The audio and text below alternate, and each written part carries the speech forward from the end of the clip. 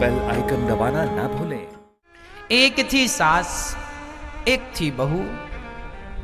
सास बड़ी भक्त थी। सुनिएगा, ये घर घर की चर्चाएं।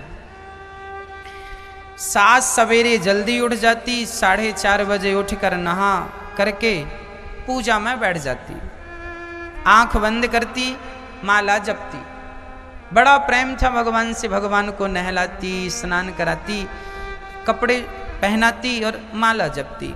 एक दिन क्या हुआ, सास को लगा कि आज मैं खीर बना के भोग लगाऊंगी, तो उसने आज दूध वाले से जरा 1 लीटर दूध ज्यादा खरीद लिया। अब दूध तो खरीद कर चूल्हे पर रख दिया सासू माँ ने, और सास ने सोचा कि जब तक दूध पक रहा है मैं जरा माला पूरा कर लूं। तो माला पूरा करने बैठ गई सासू माँ। जब सासू माँ बैठी तो उसका आधा माला हुआ था, तब तक दूध उफनने लगा और उफन करके नीचे गिरने लगा।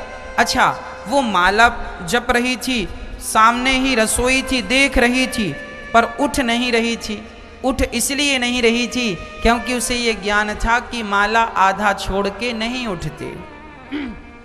अब समझिएगा, वो माला जप रही थी, सवेरे जल्दी उठ के भगवान को नहला रही थी। इसका मतलब उसके अंदर भक्ति तो थी। क्या थी मेरी माँ?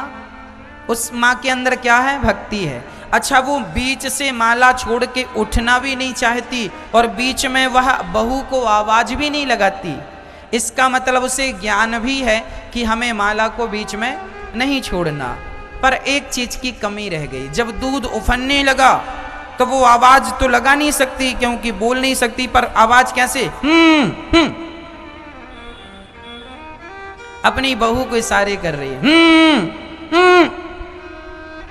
और बहू पड़ोसन से पंचायत कर रही थी। अब पड़ोसन से पंचायत चल रही है बहू की, और यहां सास माला जप रही है और चूल्हे में दूध उफन्ना रहा है। अब सास आवाज लगा रही है, पर बहू सुनने को तैयार नहीं। अब क्या हुआ, सासू मां की आंखें लाल लाल हो गई। मन में सोचने लगी, जप रही है माला, पर अंदर से सोच रही अभी रुक जा, माला पूरा होने, फिर खोल खोल देखती है कितना पूरा हुआ, अभी थोड़ा बचा है, रुक जा, अभी खैर अभी लेती हूं। अभी वो गुस्से में आ गई। और क्या हुआ, उसका जो माला में मन था, भगवान में मन था, वो मन वहां से हट करके और क्रोधित तो हो गया। ये क्रोध क्यों आया सासू मां को?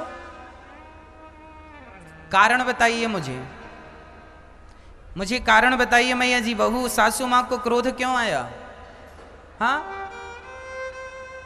दूध उफन गया इसलिए? बोलो, इसलिए? बहू नहीं सुन रही थी इसलिए? सासू मां को क्रोध इसलिए नहीं आया कि बहू नहीं सुन रही थी। सासू मां को क्रोध इसलिए भी नहीं आया कि दूध उफन रहा था। सच्चाई तो यह है कि क्रोध तब आता है जब आपके अंदर वैराग्य की कमी होती है। यदि वैराग्य होता कि चलो दूध ही है, उफन जाएगा, भगवान का मन हमारा भगवान में लगा है और भगवान से ज्यादा महंगा दूध तो नहीं हो सकता। रे उफन रहा था, थोड़ा सा मन जब या तो पूजा ही कर लो या तो दूध ही पका लो, है ना? जब संसार का काम किया करो ना मैया, तो फिर संसार का काम अच्छे से किया करो, और जब भगवान का काम किया करो, भगवान की भक्ति किया करो, तो फिर भगवान की भक्ति अच्छे से किया करो। अब भगवान की भक्ति करते हुए यदि आपका मन यहाँ वहाँ जाएगा तो भक्ति का अर्थ ही नहीं होगा। इसलिए यदि आपके अंदर थोड़ा सा वैराग्य हो जाए, त्याग, कि चलो नुकसान होगा ना, हो जाएगा, पर माला ना छूटे, मन में विकृति ना उत्पन्न हो, मन में अशांति ना हो, नुकसान हो जाएगा तो नुकसान की भरपाई हो जाएगी। अरे दूध 1 लीटर गिर जाएगा तो फिर आ जाएगा, लेकिन यदि मन आपका उदास हो गया तो आज पूरा दिन आपका मन उदास ही रहेगा, गुस्से में रहेगा, पूरा दिन खराब हो जाएगा, इतने से के कारण। इसलिए हमारी विनती आपसे है कि आप लोग थोड़ा सा त्याग रखा करो। क्या जरूरी है जीवन में?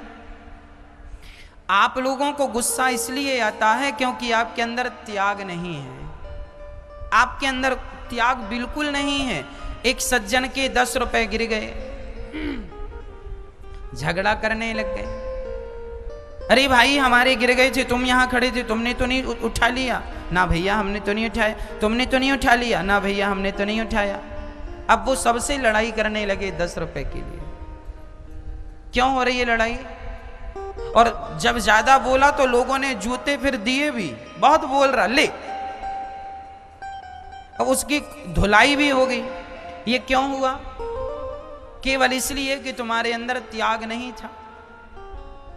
त्याग होता तो ये नौबत ही नहीं आती। इसलिए जीवन में जरूरी क्या है मेरी मां? त्याग जरूरी है। जब जीवन में लाभ हो जाए तो भगवान का धन्यवाद करो, और जीवन में जब हानि हो जाए, नुकसान हो जाए, तो किसी को आरोप ना लगाओ। जो होना था वो हो गया। इसलिए नुकसान हो गया है, उस नुकसान की भरपाई भगवान कर देंगे, पर आप अपना धैर्य ना खोइए। त्याग जरूरी है मेरी माँ। यदि त्याग जीवन में है तो आप सुखी हैं। इसलिए जीवन को सफल बनाने के लिए एक की जरूरत नहीं है। सिर्फ भक्ति नहीं, सिर्फ ज्ञान नहीं, सिर्फ वैराग्य नहीं,